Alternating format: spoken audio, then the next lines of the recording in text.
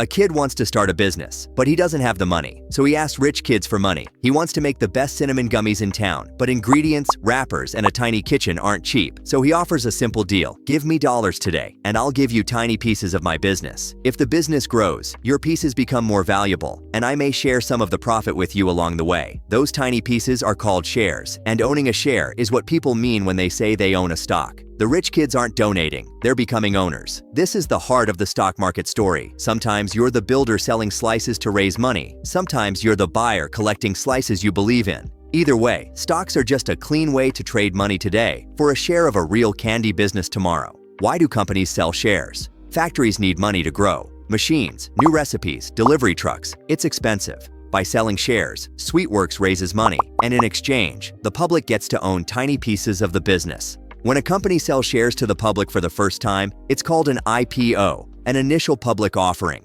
Think of it as opening the candy jar and letting everyone take a measured piece.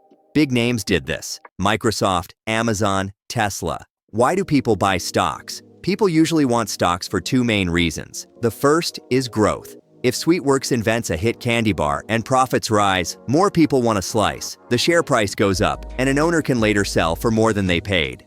The second is dividends. Some companies share a portion of their profits with owners in cash, a payout called a dividend. It's like the factory handing you a small bag of candy every so often just for being an owner. Many investors choose to use that cash to buy more slices, which is called reinvesting. How prices move. Share prices change because buyers and sellers are trading all day long. If lots of people want Sweetworks today, the price rises. If many want to sell, the price falls. News, new products, the cost of sugar. Even a viral video can nudge prices around. In the short run, prices wiggle. In the long run, business results matter most. Think of the market as a busy candy swap at recess. Excitement moves quickly, but the best candy still wins over time. Owning one candy versus a mixed bag, aka diversification. Putting all $20 into one company is like buying only sour gummies. If you love them, great. But if the recipe changes and everyone hates it, you're stuck. Diversification is the mixed bag approach. A few chocolate makers, a few gummy makers, maybe a soda company too.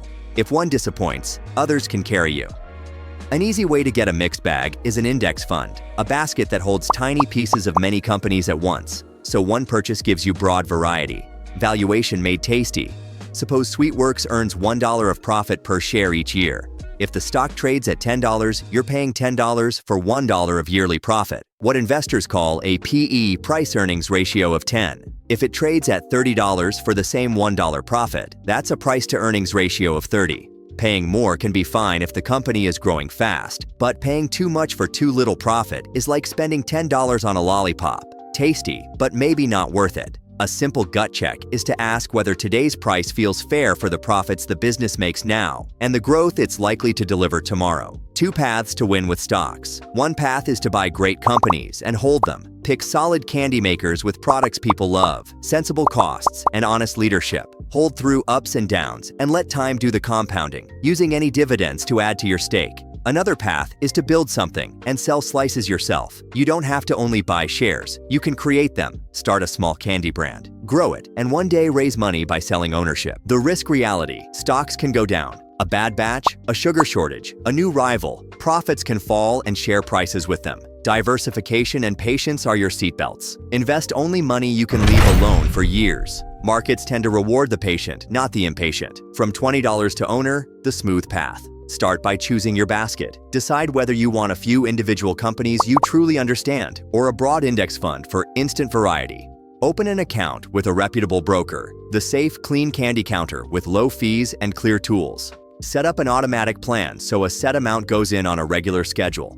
Buying at different times smooths out price, swings the way. Shopping on many days avoids overpaying on a single busy afternoon. If dividends show up, consider reinvesting them unless you need the cash. Common mistakes and better habits. Many beginners chase hype because something is trending, concentrate too much in one name, panic during routine drops, or ignore the quiet leak of fees and taxes. The better habits are boring but powerful. Have a plan, automate contributions, keep a mix, hold for the long term, and mind costs. A mini story to tie it together. You buy one share of Sweetworks for $10. They launch a new caramel bar. Sales grow. Profits rise. A year later, the stock is $12, and you receive a 20-cent dividend that buys a tiny extra slice. The next year, sugar prices spike, and the stock dips to $10. You keep adding a little each month. When costs normalize, profits climb, and the stock reaches $15. You didn't predict each wiggle. You just kept owning a good business and adding slowly. Over time, your $20 grows into many more dollars, and you never had to guess the exact best day. Final candy wisdom. Stocks are simply slices of real businesses. Own slices of things that make sense to you. Prefer a mixed bag. Add steadily, and let time do the heavy lifting. Whether you buy slices of great candy makers or become one yourself, the goal is the same. Turn today's money into more money tomorrow by backing real value. This is not financial advice. Always do your own research. Please like and subscribe.